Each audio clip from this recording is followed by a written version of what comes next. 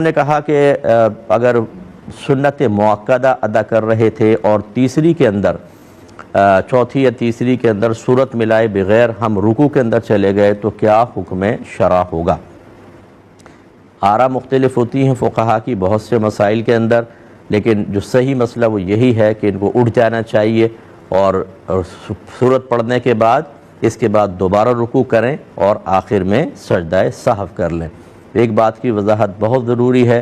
کہ یاد رکھیں کہ بعض مسائل ایسے ہوتے ہیں جو بہت زیادہ معروف ہوتے ہیں، بہار شریعت میں لکھے ہیں یا کسی بڑے فقیہ نے ان مسائل کو اختیار کیا ہے، اور بعض اوقات بہت سے مفتیان کرام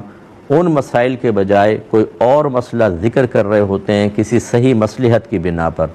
ہماری عوام کا یہ ذہن ہوتا ہے کہ فلاں کتاب سے اگر ہٹ کر بیان ہوا یہ صحیح ہے وہ غلط ہے۔ ایسا نہیں ہوتا، ہمیشہ ایسا نہیں ہوتا،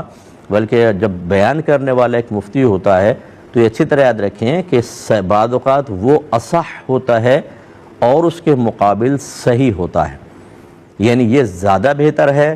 اس کے مقابل یہ تھوڑا سا کم بہتر ہے۔ بعض اوقات سائلین کی ضرورت، ان کی کیفیات، ان کے عرف، ان کے ماحول اور دیگر چیزوں کا خیال رکھتے ہوئے جو مفتہ بہی مسئلہ ہوتا ہے، یعنی زیادہ معروف جو فقہا نے کہا کہ عوام کے سامنے بیان کرو، اسے چھوڑ کر مرجوح قول یا ایسا جو ایسی مشہور کتابوں میں نہیں لکھا ہوتا، ضعیف قول ہوتا ہے لیکن اس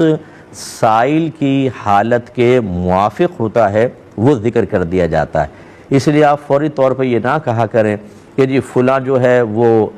دیکھیں صحیح لکھا ہوا ہے، یہ غلط بیان کر دیا۔ وہ غلط نہیں ہو سکتا ہے، وہ صحیح ہو، وہ اصح ہے، یہ صحیح۔ اصح مانے زیادہ صحیح، اور یہ صحیح، یہ غلط نہیں ہوتا بعض اوقات، لیکن چونکہ ہمیں معلوم نہیں ہوتا، ہم سمجھتے ہیں کہ بس ایک کتاب کے اندر اگر مسئلے لکھے ہیں تو سب یہی ہیں، اس کے علاوہ پورا سب کا سب غلط ہے، ایسا نہیں ہوتا۔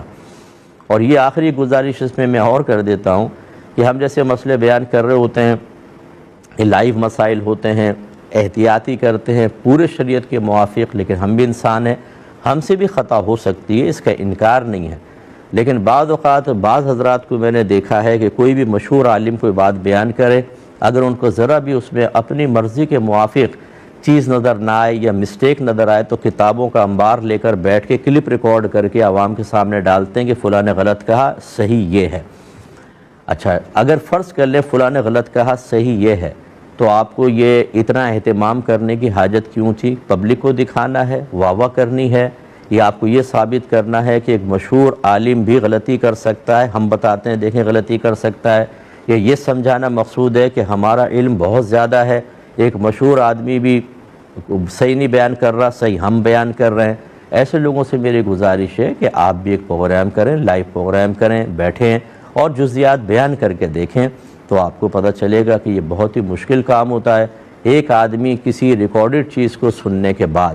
پھر اپنی پرسنل اسٹڈی کر آ کے اچھی طرح کتابیں پڑھ کر پھر بیٹھ کر یہ ثابت کرنے کی کوشش کرے کہ میں صحیح کہہ رہا ہوں، اور پبلک کو یہ ثابت کرے کہ مجھ پہ شاید زیادہ اعتماد کرو، فلاں پہ نہ کرو، یہ سب جو ہیں بچکانہ سی حرکتیں لگتی ہیں، ایسا نہیں کرنا چاہیے۔ یہ سائل نے جو کویسچن کیا اس سے مجھے اس کی بو محسوس ہوئی کچھ وجوہات کی بنا پر، تو میں نے تھوڑی سی بات کہہ دی۔ بہرحال ہمارا علم بڑا ناقص ہے، میں تو ایک ادنیٰ سا طالب علم ہوں، اگر کوئی سمجھتا ہے کہ اس کو زیادہ علم ہے تو میری اصلاح کر دیا کریں۔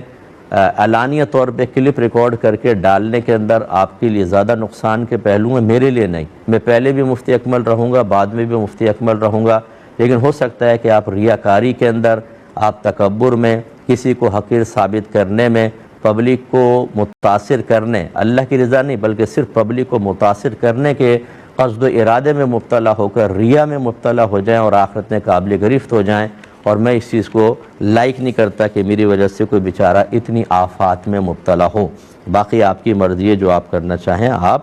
کر سکتے ہیں۔